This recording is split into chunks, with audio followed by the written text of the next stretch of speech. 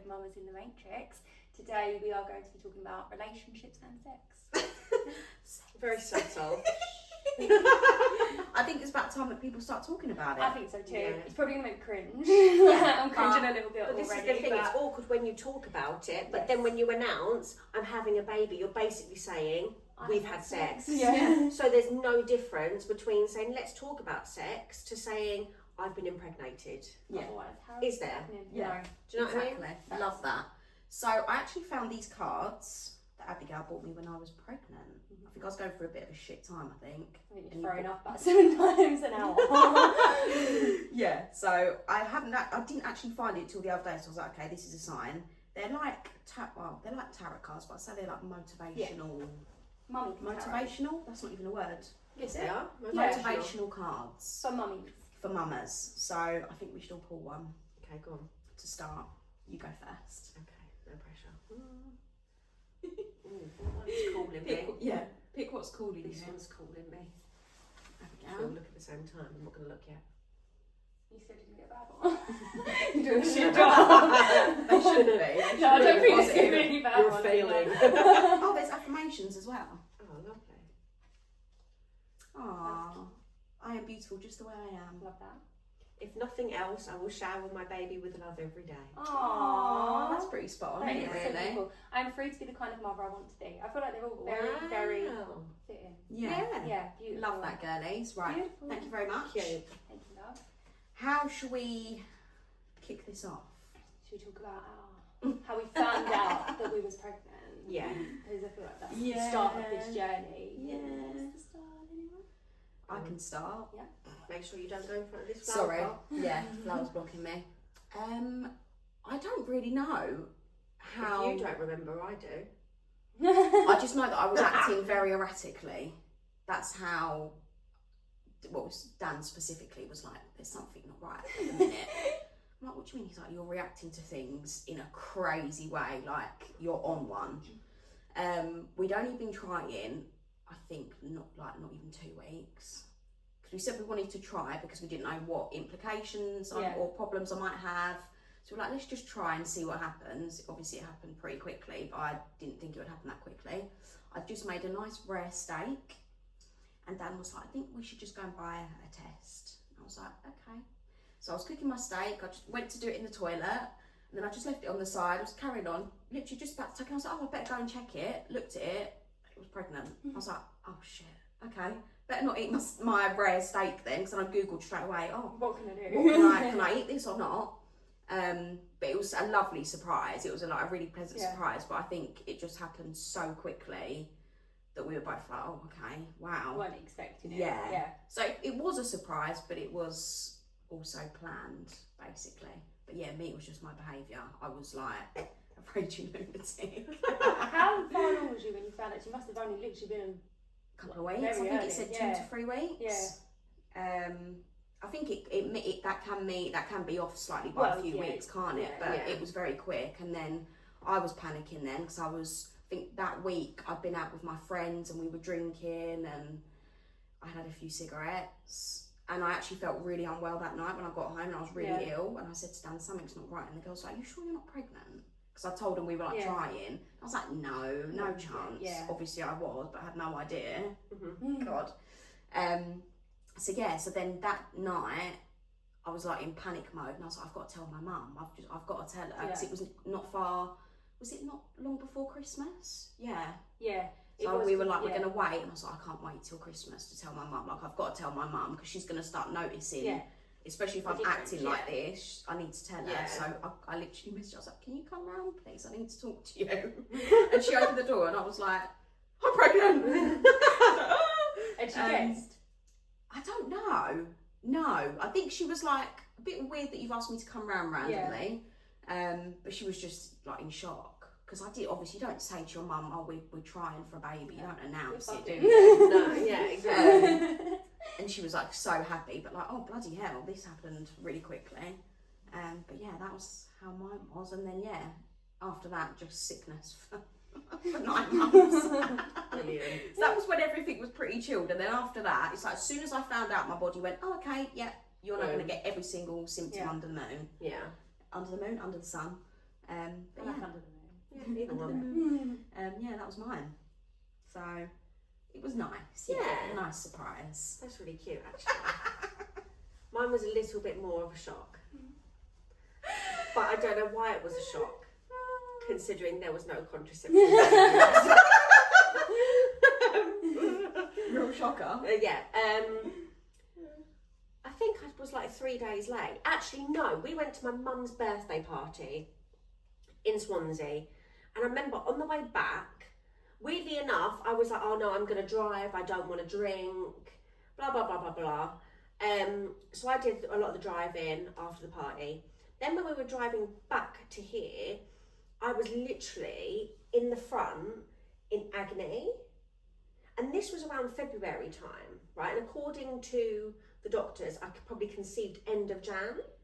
Wow. Okay. So this was mid, like the 28th or 26th of Feb, right? I was literally in so much pain the whole time, and I could not get comfortable, and I felt like I suffer with PCOS, so I thought, oh, it's probably just a cyst or something. Then I think it was around March time, March the 6th maybe. I was with my friend Katie, and I was just chilling at hers, waiting for a client, and I was like, I'm a couple of days late. So maybe I should just do a test, you know. But by a couple of days, I was actually like probably a couple of weeks. But because I don't pay attention to my cycle, I was just like, oh, whenever it bleeds, it bleeds. Yeah. And she was like, oh, I've got a test here if you want to try it. If you want to use that one. And I was like, oh, yeah. That saved me a few bob. You know, do you know what I mean? Because they're not cheap, are they, really? Tenner, isn't it, for a decent It's- one? yeah. It is like tenner. Especially if you need to buy a 2-pack Oh, yeah. just to actually like prove to yourself that it is not what lying. it is. It's not lying to you. So I did that while she was working from home. So I went in, did that, and I was like, yeah, blah blah blah, just waiting.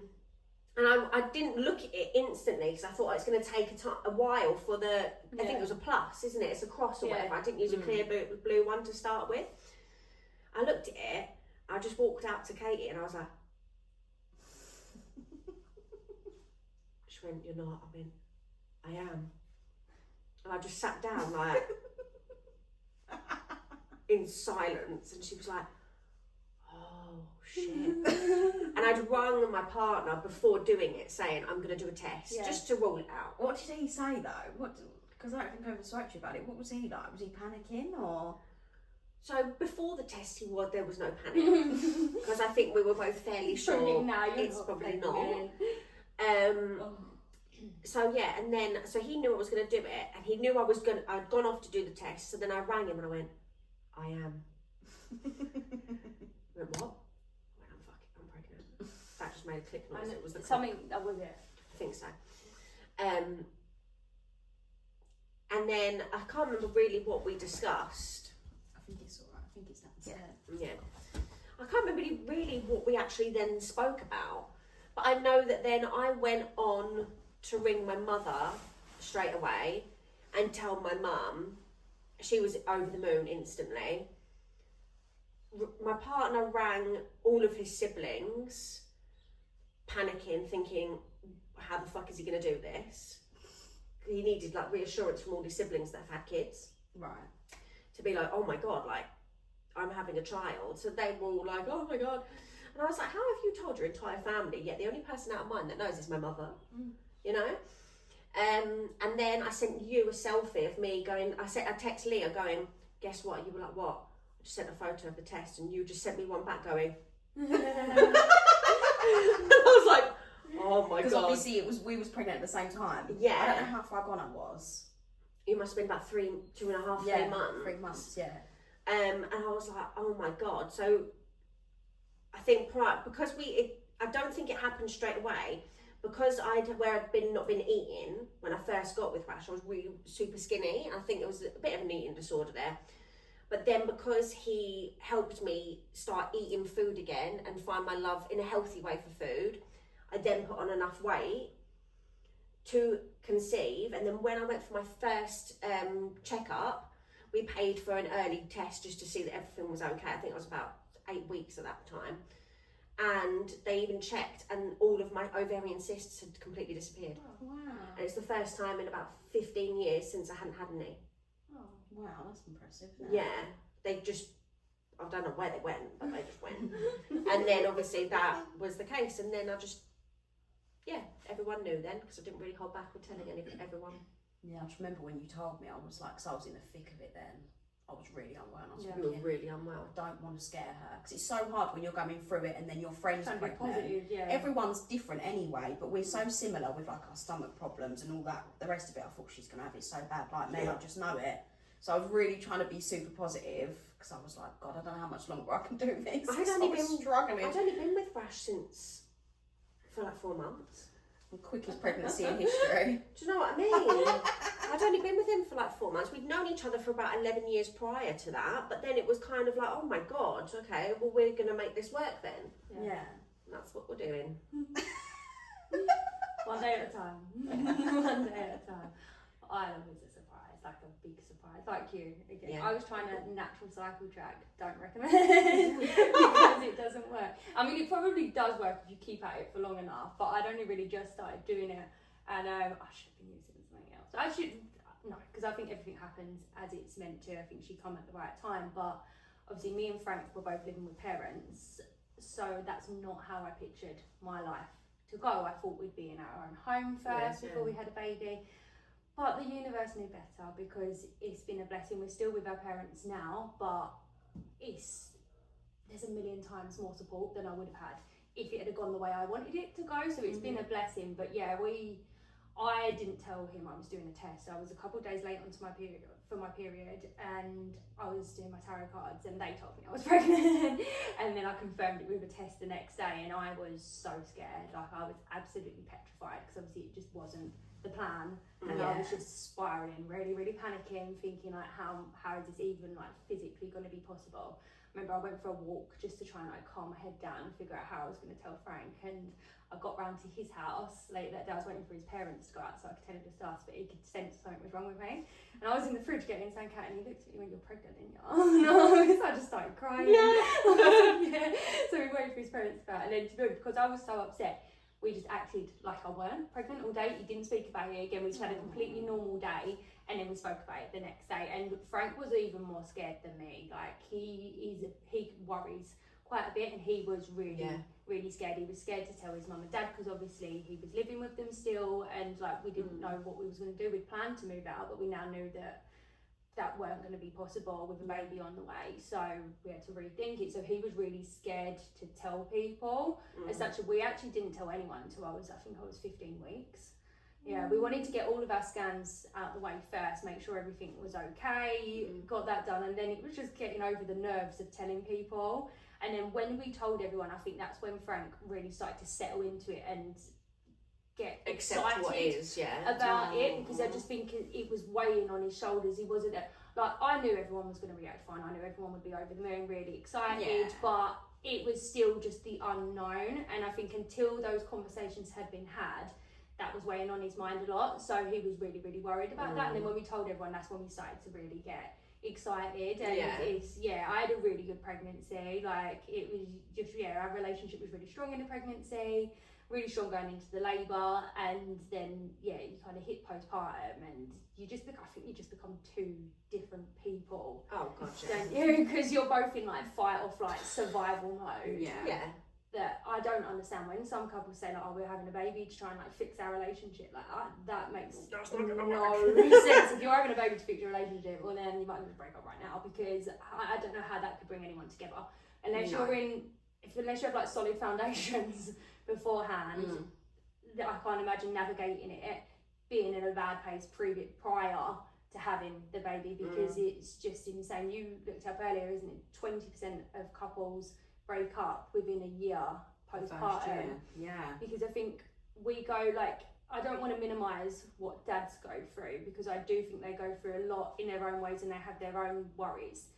But physically, on a physical level, we go through so much that a man couldn't even comprehend, because at no period in their life will a man have the fluctuations of hormones that we do on the average day, let alone after giving birth, and like the drop in, is it estrogen?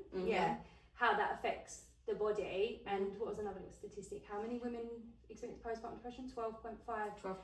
Yeah. Yeah, I think it's way more I think than it's a lot that. higher, but I Yeah. just think No one thinks that's about it. probably That's the based thing, off yeah. of a diagnosis, Yeah. not the amount of women Yeah, that that go actually through feel it it, without actually being told. Do you know what I mean? They're just going off of looking on, doctors, how many people.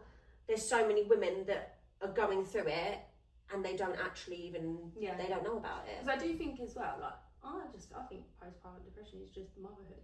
I know there are different extremes to it, and like I'm not minimising that, because some women probably, like, there's psychosis, there's levels like that far into it, and that is a complete separate thing. But I think when you're tired and you've had that hormone drop, like, that is a recipe for depression.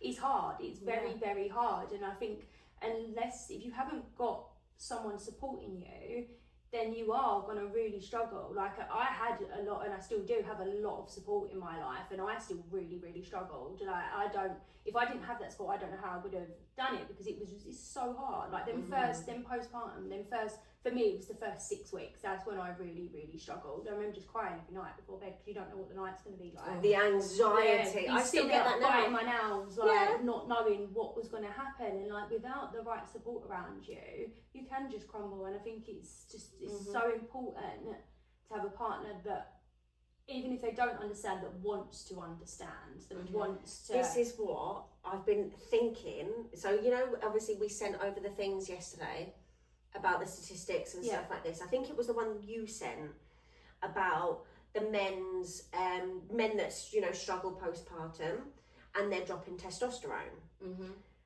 Now that it's been racking my brain ever since, because I keep thinking to myself, if everyone goes on about that everything happens for a reason, I genuinely believe that they experience that drop in testosterone, right? And sometimes I think not a drop so much a higher estrogen level, but I think they experience that drop in testosterone to bring them almost a little bit closer hormonally to a woman. I like that. To feel even remotely closer to what we do, learn empathy to then understand, right? And I think that the more a man is able to embrace a woman's femininity and her power, that will heighten his testosterone level. So I genuinely believe that they are brought down hormonally. It's a chemical reaction to then meet us, right? And then once we're met, and then they can reciprocate and understand and feel empathy towards how we might be feeling,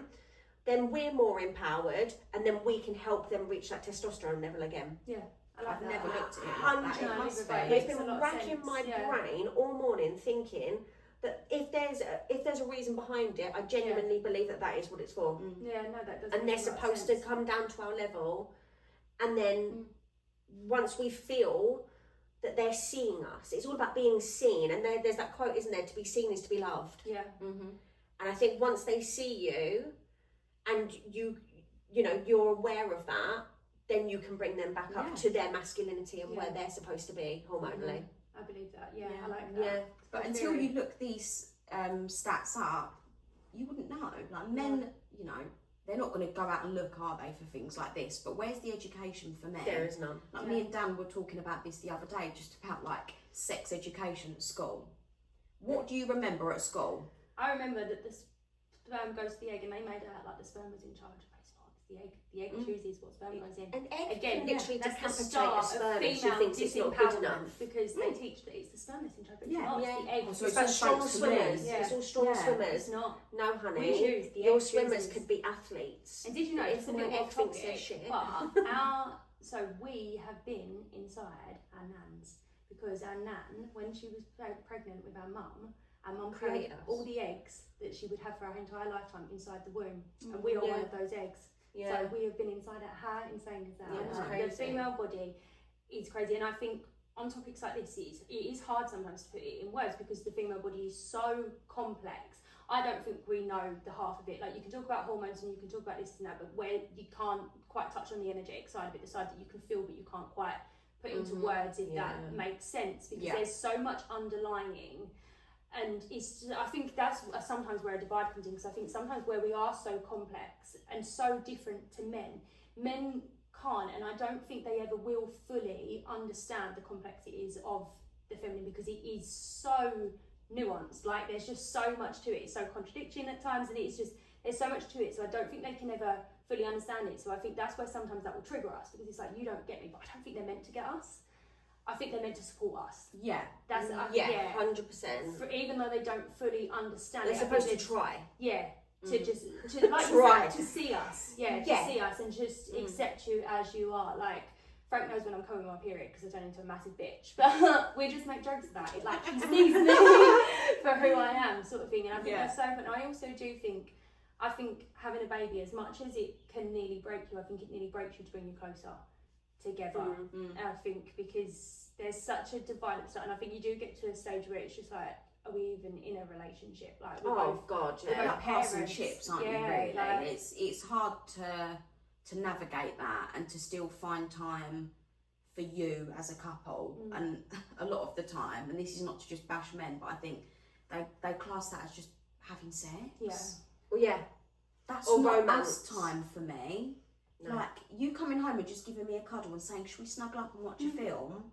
That to me is like, oh my God, that's better than sex for me. But I think they just think that that's the intimacy that you need to keep the relationship going, don't they, a lot of the time? It's like what Paloma Faith said in that podcast. Yes. That, Yes. what was it? Foreplay starts in the morning. Yeah, the second you wake up. And that's not waking up and being, oh, let's have a little fondle. Yeah. That's literally, Good morning, do you want a cup of tea? good morning, Yeah. do you want a cup of tea? If the man gets out of the bed last, make the fucking right? Then, obviously this is on a non-working day. Or even on a working day. Just the little text, hey, how are you doing, okay? Or thinking, oh, we need something, or I just ran out of honey, I noticed. Let me just go pick up some honey. Little things like that. And if you take notice, you're going to get lucky. More than likely. It's the little things. Like, we've spoke about this a lot with Danny and Frank, like when we've gone out as couples, like how different sex is for a man and a woman, because men, all they have to do is look at your tits and they're ready to go. Like, it doesn't take a lot whatsoever. They can go. Whereas women, it's so different, and especially since having a baby, I've found like it is, you don't have the energy. Like, the energy is not there. Like, you spend your whole day parenting, and it is just, by the end of the day, you're drained, and like, you can't just switch on like that. It's not how our bodies are designed. No. So you can't. It's just there's such a divide there, and men go back to normal, and then like everything's the same for them hormonally, whereas it's not the same for us. Like, our bodies physically aren't built to want sex as much as men, and I know there are some rare exceptions to that. But what was it about? I don't know how to word it. Vaginal dryness or dry pussy. We know some of the facts here. Dry pussy. What does that say? But like, how come when it like 43% of women experience vaginal dryness 6 months postpartum, and like that is gonna hurt if you're trying to have sex and it's like not lubricated. That's gonna hurt, and like that's something that I didn't even know was a thing, and I thought there was something wrong with me. I thought, like, what am I doing wrong? And Frank, where obviously we both weren't clued up on it, he then thought, like, is she not attracted to me? And I'm thinking, well, I am, but like, what's my body doing? Like, my body's sound different because I didn't know. And then when I actually started to look into it, it made so much sense. Because I'm like, okay, there's nothing wrong with me. This is normal. Most women experience this as well. And I think it takes a lot of time, and I think for men, sex is very important in relationships, and I do agree. I think it is very important, but I also think that when you're not having it, when there are these periods of like you're not wanting it as more, that how you navigate that can bring you into deeper levels of awareness when you do eventually get it back. I think it's very important to go into it with an open It's like mind. the difference between sex and making love. Yes. Anyone can have sex. Yeah. Right? But if you actually do different things together, simple tasks, right? So say the washing needs to be folded up and put it away. Rather than watching your partner do it together. Yeah. Help. Yeah, help. You both need to go get food shopping. Rather than one of you do it, you both go together and you take into account what what the other person wants. Yeah.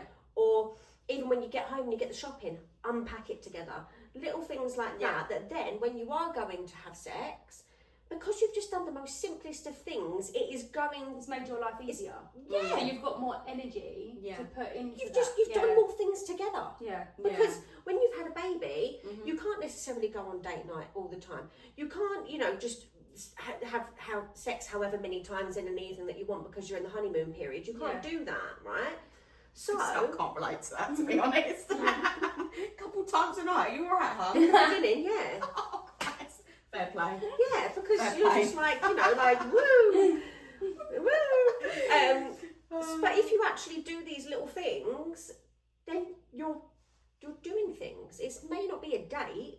It's communication, it's bonding. Yeah, Yeah. teamwork. Yeah, that's how it should be. I see it all the time on TikTok. It's like, this is how a normal, I hate saying normal, but a normal relationship works. And it's like their battery levels next to each person. Yeah, I've seen that. So Yeah. someone's running on 10%, the other person's on 100% that day. Well, that's where you help that person that's Yeah. on 10%, because the next day it's probably going to flip. Yeah. You need to level that out. That you might not be able to get that person up to 100%, but if you're both on 50-50 and you Yeah. help bring that other person up, they're not going to feel like it's such a chore to be Yeah. intimate. I hate sometimes that for me it feels like a chore. I feel bad for Danny. But until you communicate and they understand more about how your body works and the Yeah. changes and how you're, even just how you're feeling about yourself after you've had a Yeah. baby. I did not feel felt good about myself disgusting. at all. Yeah. You know, even when you have a C-section, it hurts. Like, it Yeah. still hurts now. I've only just got the feeling back in my belly now. Yeah. And it makes me feel My unwell. scar's still numb. I said this to you the other day. It still Yeah. sometimes hurts me having sex. Yeah. I'm like a year and a half on from a C-section. Yeah. I still sometimes do get pain around Yeah. that area. Not like massively, but I have had. So I don't know if maybe I've got some nerve stuff going on, because for about 8 months postpartum, I ended up going for ultrasound to check if it was work, because I started getting contraction like pains where it would literally leave me on the floor. It was like I was having contractions again. And then I went for an ultrasound and they'd just stopped. And I also think, like, I won't go too far into it, but there's a lot of energetics at play there, like with the solar plexus chakra. And I wasn't living authentically. The solar plexus is to do with your power. And I wasn't living authentically. I hadn't left Ireland for more than like 2 hours. I had no time for myself. And it was manifesting in that way. And I haven't had it since. So I do think that all played with it, but at the same time there was still pain around the scar, and there is still now and again. So it's just yeah. straight away it's a worry in your head, and then that puts you off because you don't want it to Yeah. potentially hurt. You know, you can't relax and be in the moment. Yeah. But if you sit down, and Danny's getting so much better, he will actually sit and listen to me about things or how I'm feeling, and he'll do his best. But it's taken a long time. Like Yeah. before I had Lottie, he wouldn't have cared to listen about, Yeah. to hear about my hormonal fluctuations throughout my cycle. Because they're not taught to care. Because, oh, you're just a psycho, you're just on your period. Oh, here she goes, she's on her period again. That's because everything Yeah, about That's the worst about thing women you is can just say made to out me. to Because literally- now I'm gonna, Crazy I'm gonna person. literally kill you if you carry on. But I think that's Yeah. important as well, about how even not postpartum, like how our cycle goes into play with like Yeah. our libido. Yes. And that, like, I am probably like horny half the month, and then the other half is a no.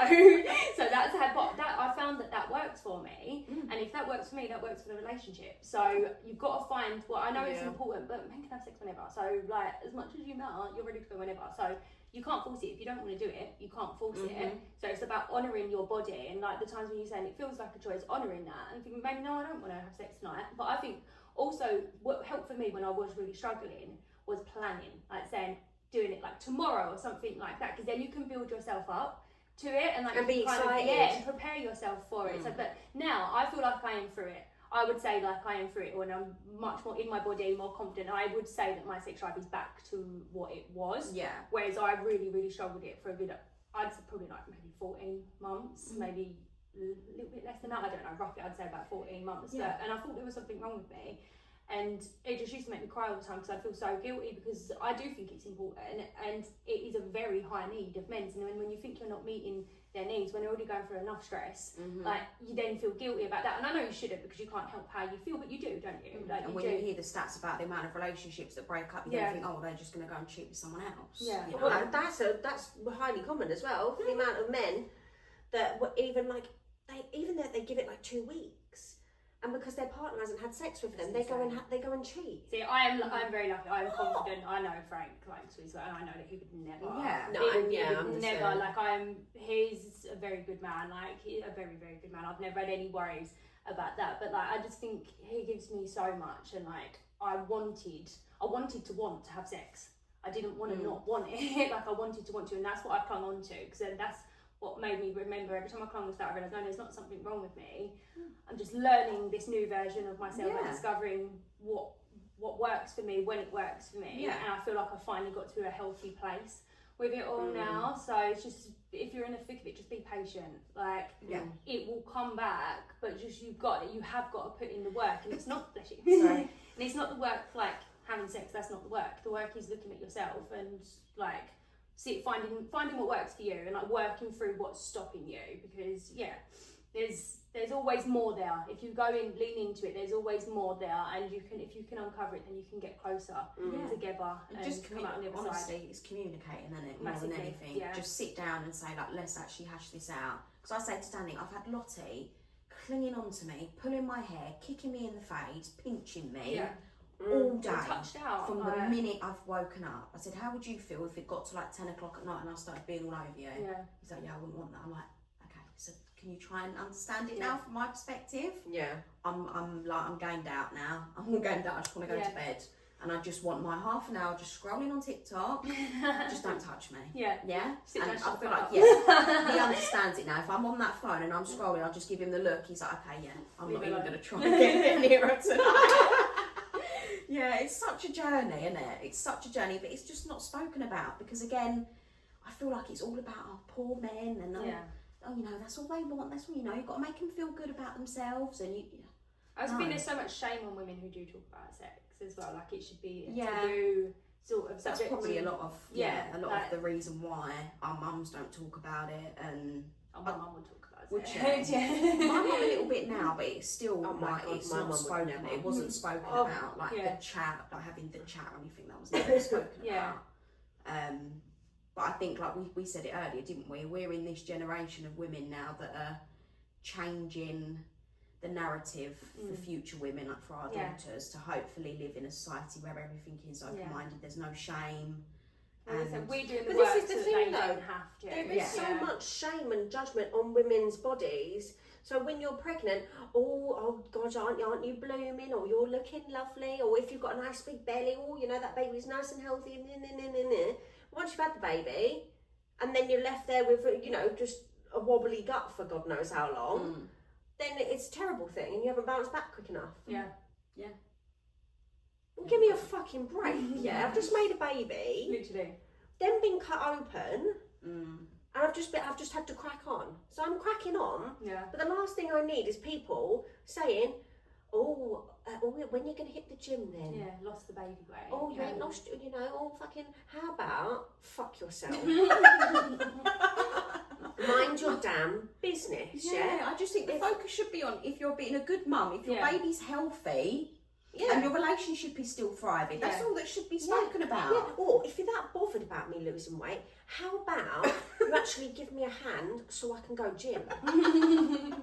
Yeah, true. Do you know what I mean? Because this is another thing, sorry, slightly off topic, that racks my brain, is when you have a baby and people are like, oh, I'll come round and hold the baby if you need me to. I don't need you to look after that fucking I'm looking after the baby. Just do shit for me. Yeah. Help me. I don't feel comfortable with you holding my newborn baby anyway, because I'm going through a bit of a thing anyway, like I did anyway with Lottie, even Danny. I was a lot better than I thought I would be, but I you? still didn't like it. I was just I was so bad. Like my mum was like, you need to chill out now. Like you're getting a bit much with like not letting people hold her. But she is an extension of you, like that she grew in you, and I don't think there's anything wrong with that's instinctual. That's like a survival instinct. Yeah. To want to have your baby close to you. They are part of you. You grew her. She is you. She's in your energetic field still. Like she is you. So I think that's a very natural thing. And don't get me wrong, like you said, like sometimes it can be a bit too much where you are putting more pressure on yourself. Than need be. Like you need a shower. Like you need to be able to take just 5 minutes to yourself. But I don't think there's anything wrong with that need to be close to your baby. It should be if I say to you, can you hold my baby for me? It shouldn't be, all right, let me feed her then. Yeah. Give her here, I'll feed her. No, I don't need you to feed her. It's very forceful a lot of the time. Oh, just let me do it. I'm like, no, if you could just quickly hoover for me, that would be really helpful whilst I sit here and just be in the moment with my baby. If you're holding the baby and they come over to try and take the baby off you, I will uppercut you. What's that thing, that video? I'll knock his beard off. I'll do an uppercut to him then. That was me. That's going to be Lottie, I think. Yeah. She's going to be one of them kids. It's going to be hilarious. I love it. But yeah, I feel like we always divert a little bit off because there's just so much to cover, isn't See, there? I was thinking on the way round it, well, I'm kind of on topic with that about like the mum being looked after, and I thought like in terms of a relationship, when the mum is looked after, the family thrives. Like I truly 100%. do believe that, because I think the mums are the backbones of the family.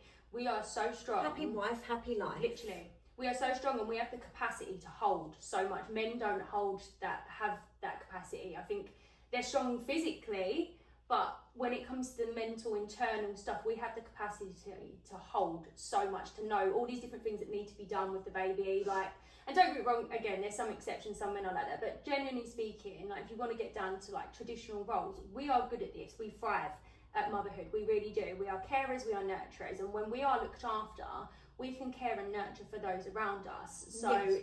that isn't just our baby, that's our partners, that's our family system. Like we can care for everyone. So if you look after the mum, everything around you will thrive. Like I truly do. And that's believe not just that. financially. It's not just I pay the bills, because I don't mean to be rude. You pay the bills anyway. If I wasn't a mum, you'd be still paying your bills. Yeah. So you doing that is, don't get me wrong. Thank you very much. That's helpful that you've now taken all of that on. Yeah, definitely. But in the grand scheme of things, like your partner needs you emotionally to support her. I think safety is the biggest thing. You need to feel and, safe. And the reason that they do have to pay the bills, Not because always, but not always, right? But my partner, he's amazing. He covers everything, right? But at the same time, I cannot work. My career is on hold, right? And tattooing wise was thriving. Even when I was pregnant, I didn't stop working till really late on in the pregnancy because I was trying to get the money in. My career was really, really picking up. But then once you've had a baby, you put everything on hold. Women put everything on hold. So rather than the focus being on the, I'm not contributing, which my partner doesn't do that, but I know that other people have said that to me before. Or they've made comments about like, oh, what, you're not going to go back to work? Oh, that's not very fair on your partner. And I'm like, okay, that's your opinion. And don't get me wrong, I feel guilty about it. Oh, yeah. It's not that I think, oh yeah, fuck you, off you go to work, pay with you. I've never thought that once, right? I'm extremely grateful for the fact that he does that. But if I was to go to work, bearing in mind I'm self-employed, so when I don't get an hourly wage, it's nothing set in stone. So I could be going off to work for then a potential client to walk in, unless I've got actual bookings, to then be paying for Aurora to be in nursery, that's it, innit? to then not earn anything, and then I'd be out of pocket anyway. That's why I quit my job, because I would have been paying. We've got, like I mentioned earlier, we've got so much support. We have so much support. I've got an amazing relationship with my family, and I have an amazing relationship with Frank's family. Obviously, we want our own home. Like, we want to live together, we want our own home together with Isla, and we need money to do that. You know what it's like these days, like to get onto the property ladder. Everything's so expensive. And I don't like to put a negative twist in it, because I know it's coming. Like, I know we will get that, and I know we're just in a little in-between process, and like it is what it is. I'm very accepting of where I am now, and I know we will get to where we need to be. But at the same time, like, I see how hard Frank works, and I am now, saying to you earlier, like I am looking to get a job, but even with me getting a job, I need to get a job in order for us to get our own home. Like, I need to, but the type of job that I can get that works around Isla, we don't have family that could have her for the most of the day, so I would need an evening job, or I've been looking at night shifts as well. And I don't care, it is what it is. Like, I've been doing a night shift for fucking 18 months now. Like, I can do a night shift. It's easier than what we've been doing, to be fair. I can do a night shift. But what I could make doing that is nowhere near what like Frank could make through working. So it does, a lot of the time when you are trying to find something that works around your child, you're not going to be making like insane sorts of money. So I think financially a lot of the pressure does 9 times out of 10 fall on the dad. And I think that is very, very hard for them, like way harder than they let on sometimes. And like, but then again, you put your career on hold, and it's only you've been split, haven't you? well, yeah, you paid all, like I paid still paid 50 still up until only a few months ago. Which I think is unreal. But I've got no savings left now. Because but we've travelled the world with Lottie. We have had some fun during the year. Do you know what I mean? That's so it, I don't regret spending all my savings. I think that You're never you know, going to get that back. I've got a very different relationship with money now, because when I used to, I've worked really hard. I'm going back to a really good job, and I'm really grateful for that.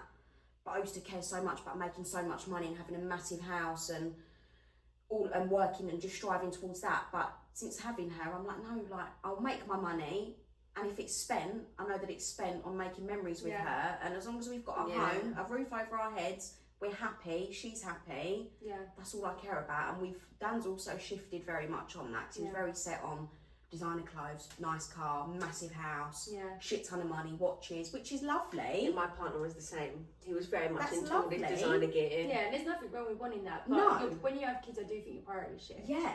Like how lucky are we that, you know, we live in a lovely flat. Yeah. We can go on nice holidays. Yeah. We haven't got loads of money in the bank, but who And I cares? also Also, think- there's loads of money in the bank anyway. I also think it If you're not always gonna spend it. returns as well. Like everything, money needs to flow. Yeah. Like, and don't get me wrong, savings are handy. Like obviously, want to move into a home. Like I need Yes. savings, so there's a time and place for them. But money needs to be spent. Money wants to be spent. It's a tool. Like I don't like when people say money is evil. Money is not. Money is just a tool. What you choose to do with it will define whether you are making an impact or not. And what I come back to all the time is I have never been in a situation where I've not been okay.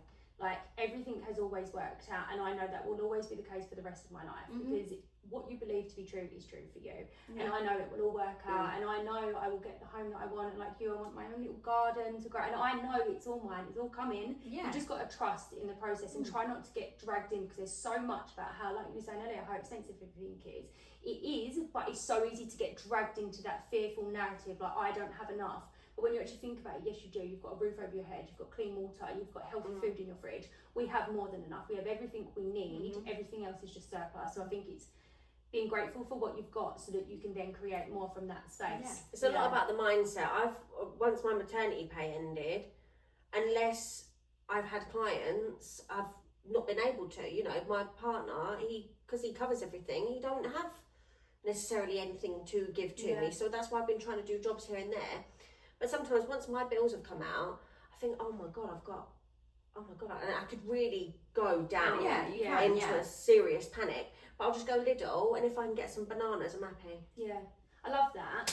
It's the mindset shift, Love that. because I noticed that about myself recently. Like money's always been a big trigger for me, and like it would cause the highest out of everything, just so much anxiety in me. And we were sitting down looking at like mortgage forms the other day, and like normally I would get really, really anxious, and then I just reminded myself, it doesn't matter. Like we're on a floating rock. And that's what Frank always says to me. Whenever I start to get stressed, he goes floating rock, because it doesn't actually matter. And if you can remain in that place of calm, you're not feeding into the fear.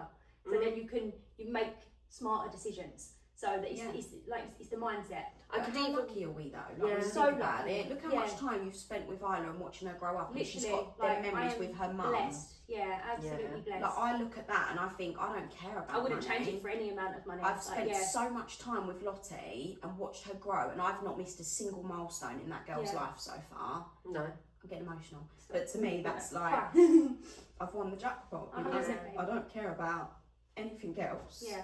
So, yeah. No, beautiful. It's true though, isn't it? It's Yeah. so true. I think that's why I've shifted so much, because I honestly would not change it at all. Yeah. And when I do go back to work, it's going to kill me, to be honest, because there's going to be things that I will miss, because there's going to be, I know I'm only going back to work 3 days a week, but that's a long time that she's going to obviously be with my mum, which I'm so grateful for, but there are going to be things that I will miss, and I'll see a video of it or a picture of it, and that kills me. But again, that's another sacrifice But you'll only that miss that mum's made. first. You'll still see it again after. Yeah. And the fact that she's staying with your mum, you are an extension of your mum. Yeah. Yeah, your mum and So that bond is going to be relationship so is- amazing, because obviously your mum having you, your mum carried Lottie. Yeah. Your mum, And I do your mum think made as well, I Lottie think- before you even did. So that's really lovely. Yeah. You know that at least your mum will be seeing Yeah. some firsts and not fucking daycare. Yeah. It's true. Yeah. In it.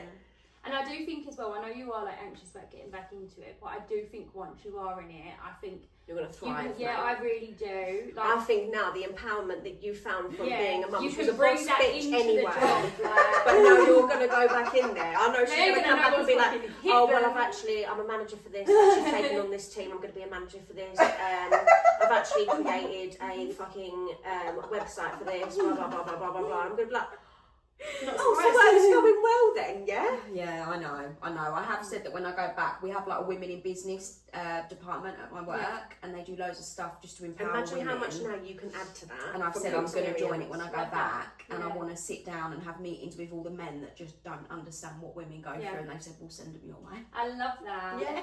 So I said, can I prepare a PowerPoint and present to all of them in a room? Like, Yeah. this is what women go You, through you, this day.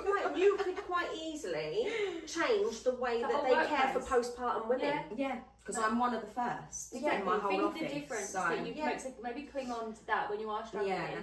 Think about the difference that you're making for future mums and future Yeah. babies, so that they Like a can have that postpartum time club where with their children. you know, do you know what I mean? Just little things like that. Mm. Even if it's just a forum of emails Oh for my God, you should everyone do to a go bring your round. baby to work day. Okay, That would be so funny. I think even just like a counselling thing for all the mums to go to, maybe at lunchtime. You know, like in secondary school. Yeah. In my secondary school, so obviously everyone at lunchtime goes off, does their own thing. But we had a classroom for the more troubled souls. And was you in that? Very often.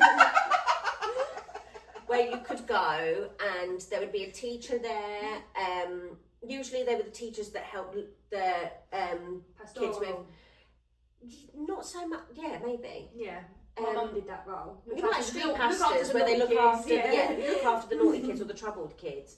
And it was somewhere that if I was really overwhelmed or I was having problems with my parents splitting up or this, that, the other, or bullying, I knew I could go to that classroom, either be in peace or have a cry with the teacher, read a book or whatever, and I knew I could go there. Yeah. Something like that in the workplace Yeah. for mums Yeah, definitely. that are feeling overwhelmed because they miss their baby, or they're at work and they've had no fucking sleep and they just want to talk to another mum Yeah. who's had no fucking sleep. Do you know what I mean? So maybe Yeah. even if it's just an office room that's open for half an hour of the day with Leah G in charge, and you could go there and just be.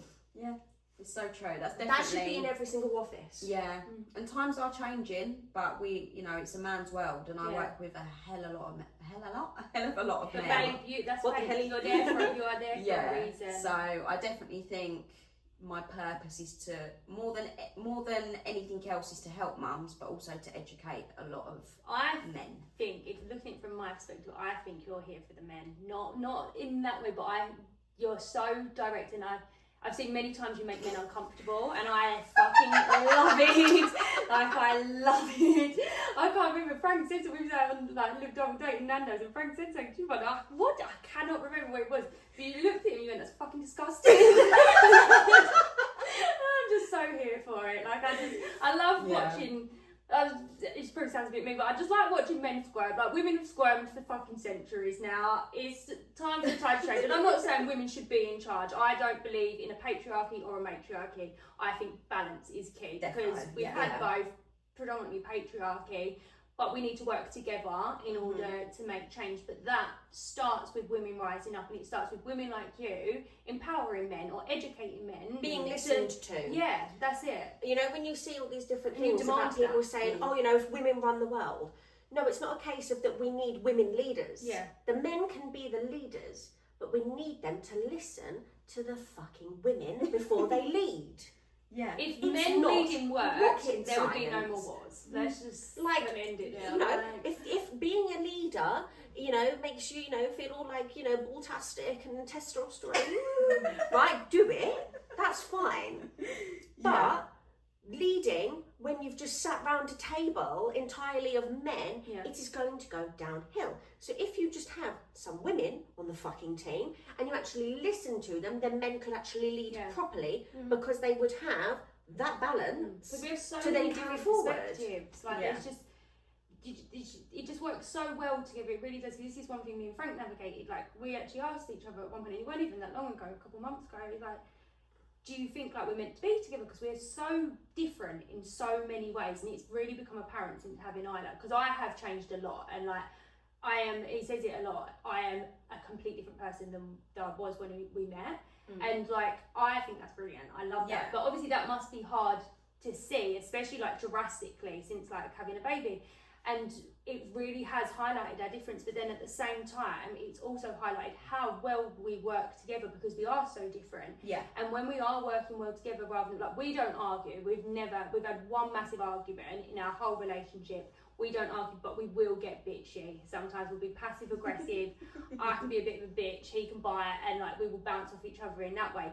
But when we recognise that, and we, like you say, communication, we've got so good at communicating, and rather than letting things build up, we will just say what is on our mind there and then, and we both listen to each other. Like, if I get triggered, I recognise that I'm getting triggered because I know he's speaking the truth. Like, and he will always call me out on my shit, and I need a man like that because I would just walk all over someone that just let me do my own thing. I need someone that will put me in my place and keep me grounded. And he is that person. And whilst, like I say, it triggers me sometimes, I need to be triggered because I need to be shown those parts of myself that I still need to do the work on.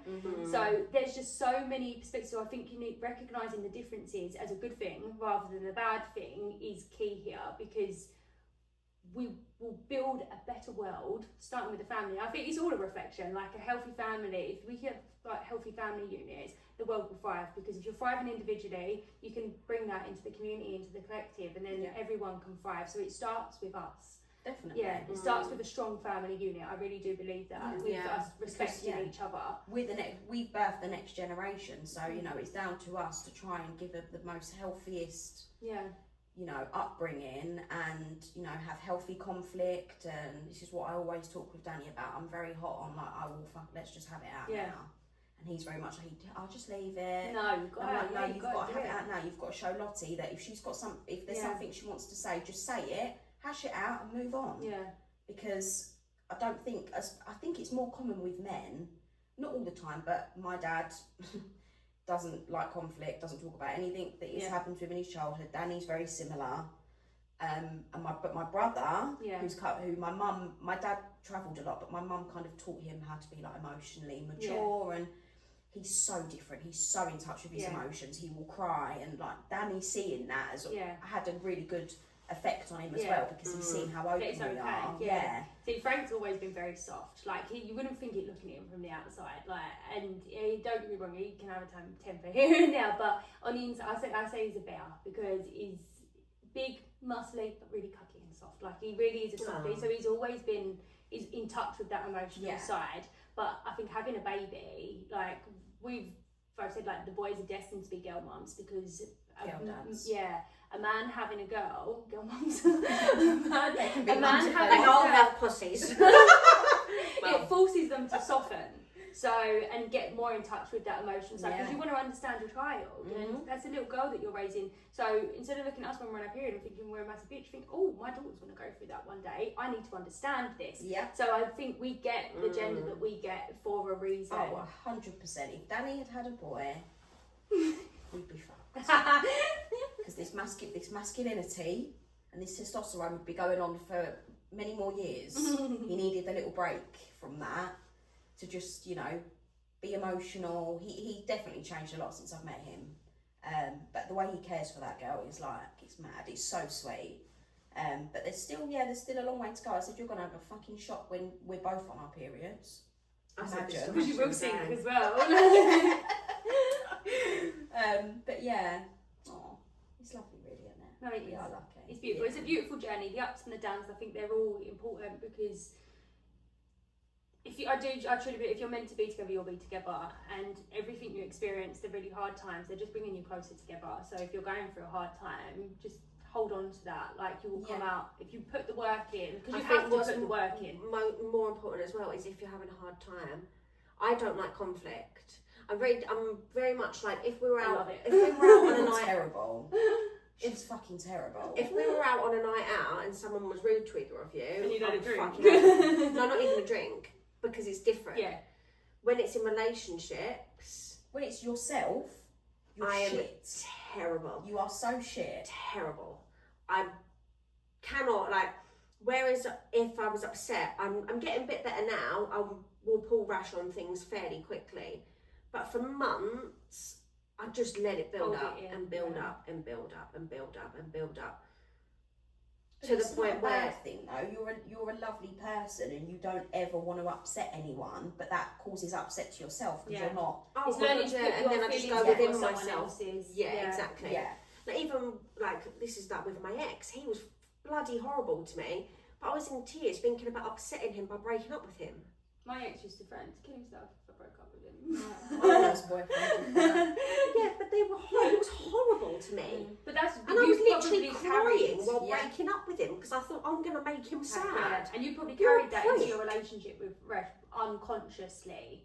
Like, because Yeah. we do, unless we Yeah. notice that we do carry these things. Like, because I did in the start of my relationship with Frank, I carried a lot from previous relationships. I think we carry a lot from our parents. Yeah, well, everything starts with the parents. So Yeah, I think, yeah. no offense. Yeah, no offense, but guys, everything starts but with the parents, it's your like 100%. Yeah, And then I- it just replays in your relationships until you Yeah. look at the patterns yourself. Yeah. 100%. my sister, she's very good at communicating like you. So with her and her partner, they both very much, if something upsets them, it's addressed straight away. Yeah.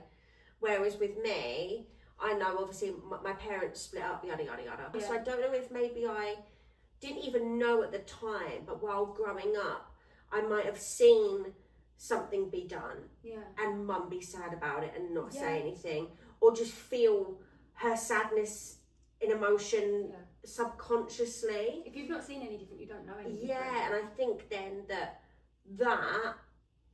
affected the way that I address things, whereas my sister's taken a completely different spin on it. Yeah. So I do think a lot of postpartum is very much like trying to find the power to say out loud, because sometimes even if they can see that you are drowning, they're not seeing it. I think as well, when you have a baby, I went through a massive, like, overwhelming feeling of, oh my god, my mum is amazing. I can't believe my mum did all of this for me, and my Yeah. mum went through all of this for me. She's not explained it quite as literal Yeah. As it is. I Yeah. think as it hits you so suddenly, don't you? And you Yeah. realise that everything that may have upset you, that they'd done, like, as you were growing up or Yeah. whatnot, every bad situation was done with the best of intentions, Yeah. and you truly realise that. And I think it really helps, because I'm a bit, we all probably hold on to resentments of some kind. Like, I spoke to my mum about it herself, like you hold on to resentments around certain things. And I think then when you have children yourself, you realise like, it's not that important. Like, everyone's doing their best, And it's everyone's Like, first time. that's it. Like, I was my mum's first. Yeah. Yeah. I can't fault my mum in the slightest, but when I was a teenager, she was just so overprotective though. So Yeah. like, oh my god, she's so But I get it suffocating. now. yeah, And I'm nah, like, that's it. that's gonna be me. Literally. That's literally gonna be me. Yeah, 100%. Brilliant. Yeah. 100%. No, you can understand. So you just you Yeah. can't until you become a parent yourself. No. you won't No. understand it. And even thinking, like, looking back, with my mum, I remember when she first held Aurora, and I got all emotional because I was looking at her thinking, oh my god, like, that's how you would have held me. It's such a weird feeling, isn't it? Yeah, I was and like choked. yeah, with my mum literally, and like Letty. my mum all the time, she's absolutely besotted by Aurora, and on everything, like even when she's playing with her, when I go to visit and stuff, I'm like, oh my god, that was me. Yeah. But my mum was like, I'm 30 next year. My mum was 25 and she had 2 kids. My mum, You was know? the same and married. Yeah, and married. It's wild, isn't it? You know, and then sometimes you even deep, like if your parents are together or if they're not together, or if you see your parents going through struggles even at this age, and I just look at my mum and I'm like, I can't, my heart breaks for that person, Yeah, because go through I'm it. only 8 months in, and Yeah. you can see how even after you've given, a man, whether it's 1 child, 2 child, 3 children, or even if you don't have any children and you've still given them everything, that then just still a later lack of communication in that relationship, it breaks your heart, doesn't it, to see it? And you look at your mum and think, wow, what a strong woman. Because That having done it, you think they've given you kids. It's like when you hear about friends, or even when I've had clients, before I was even pregnant, and they tell me about how their partner had left them, how their partner doesn't want anything to do with the kids, and I'm just like, bruv, you've carried their baby and had their baby. It's the disrespect, isn't it? Like, Fair enough if she's a you can dick, honour your but- feelings, but you should always be respectful. I believe. Yeah, my Like, mind is so much more aware of what women give. yeah. Women are God. so selfless. They will give and give and give and give and give Yeah. until there's nothing left. Because we within start themselves. giving It's just from natural. the moment we see that positive. But that is why it's so important for us to do the work and to recognise those patterns and to break them and realise that for generations before us, they were just survival mechanisms. And we don't need to be in that fight or flight. It's safe for us to be ourselves. Yeah. It's safe for us to express ourselves. It's a very different life now than it was, like we were saying earlier. Like, mental health just wasn't a thing when our parents were younger. Like, it was just like, oh, you're sad, well, smile. Like, get over it. It just wasn't a thing. It wasn't spoken about. And there's so much more like emotional understanding now. It's so much more widely spoken about and widely accepted. Yeah. I think if a woman was going through postpartum depression, let's say 30 years ago, she probably likely would have got in a psych ward, like, but got in a psych ward. Like, there was no understanding. So I think that's why up until now, like, women have been taught to suppress their emotions, And then men have been told not to cry. Yeah, it's suppress, but we are the generation that is starting to feel and let the ones that are coming after us know that it's okay to feel from a young age, that there's nothing wrong with these things that you're feeling. It's how you handle them and how you process them and let them move through your body that matters. The feeling is irrelevant because you can't help it. It's going to come up. It's how it's what you do with it that makes the difference. Yeah, and I think if men are also encouraged to, you know, like the difference between, oh, I'll get up, darling, for a little girl, oh, are you okay? And for a little boy, if they used to fall over, right, come on, get up, no tears. And I get that that's, you know, but this whole man up Big thing, boys don't cry. by doing that, you're damaging women. Well, yeah. It is, because if you can't allow men to feel emotion, say if women are so dramatic and we're so emotional, okay, well, if you're feeling emotional, we can help you through it then. Yeah. If that's what we are, if we're so, you know, that's our intuition. So if men are encouraged to feel their emotions, especially with their partner, the woman then has the intuition to help the man feel better. Everyone Win-win. will thrive, yeah. It would be a much better world if men cried more. Yeah. Not too much though. Yeah. Not too much. Not too much. We don't need tears everywhere, because otherwise I'll be crying and then everyone's just crying. But just cry when you need to. And I also think really how cry. men handle their emotions is way different, because I think women, we like to sit and talk about things, but I think for men, they I need must be to. real. No, but like with the girls, like With talk the with the girlies. girls sort of thing, like not to Oh, your partner, God, like yeah. talk to the girls. Yeah. I think that talking really helps women, but I think for men, like go out, go boxing with your friends or something like that. Like, whilst it is important to talk, I think the men, because I think men's feelings manifest more as anger because of the testosterone. It manifests more as anger, so they need an outlet. Our outlet is speaking, but they need that physical outlet, and I think we do need that too. But I think men need that more than us. So I think it's creating. Obviously, we're here to create the safe spaces for women. Men can deal with their stuff, but like I think there needs to be more of that as well. More safe spaces for men. And I always say stuff like this to Frank, like, I look at him and I see a leader. Like, he is the definition of a man to me. Like, and he was born to lead, and he doesn't see the full potential of himself as much as I do, but I think that's natural for women to see the full potential of your partner. It really is. He was born to lead, and I can just see the difference that he could make if he was to start like opening up to like other dads, and like, cause even like we've done like for them to all do this little, make a little dad group or something, like the difference that would make. And because like you live so far away from other people, like Rashad's not around a lot of other dads either. No. Like the difference it would make to his life, for him to have them connections. Well, it's with only other now dads. that some of the guys that he works with are having babies too. Yeah. And he's like, oh yeah, they're doing this as well. They're going through the same thing. Well, their baby's got colic. And I'm like, oh, well, did you tell them to try the fucking hairdryer? Turn the hairdryer on. Yeah. But this might be a bit contradictory. I do think, though, that for a lot of generations, with men dealing with emotions, I think, the boxing and stuff is really good. I do think for a lot of men, that heightens the aggression. As like escapism, sort of unless you're doing the work. Because they're going there pent up, and they're only going there and then getting more pent up. So I think the balance of them doing that and then speak. So maybe if there was like a little gentleman's club where they can all go and go pow pow pow, punch something, and then sit down and then talk. Yeah. Because then they can release, but then actually speak. Speak because then spar. because like when I used to, tattoo and doing nails and stuff, I've seen so many girls with partners and stuff like that who, unless they're in this like boxing or a sport for an actual like competition wise, a lot of them that used to just go off and do it, they would come home and they'd be all angry. Yeah. You know, and they don't talk about their feelings, but they've just been boxing. Right? They need to do that, Balance, yeah. and But with then everything, there's as gotta be balance well. in there. Yeah. Well, I think that's a perfect way to end this and Wrap wrap it up. Wrap it But up like boxing gloves. guys, being emotional is actually quite sexy. Love Yeah. it. So, Feel your feels. yeah, feel your feels. Have a little, what did you say? A box and a... Speak then and a- spar. and a Speak speak then and a spar. spar. And your women will be quite happy. And we would also like a speak and a spar, but knock the Yeah. R off. I love that. Yeah, but all paid for, please. Yeah. Thank you. We're out. Peace out. Peace. Oh, God. Is anyone sweating? Yeah. Literally. My that's like trousers that are door. stuck to my legs.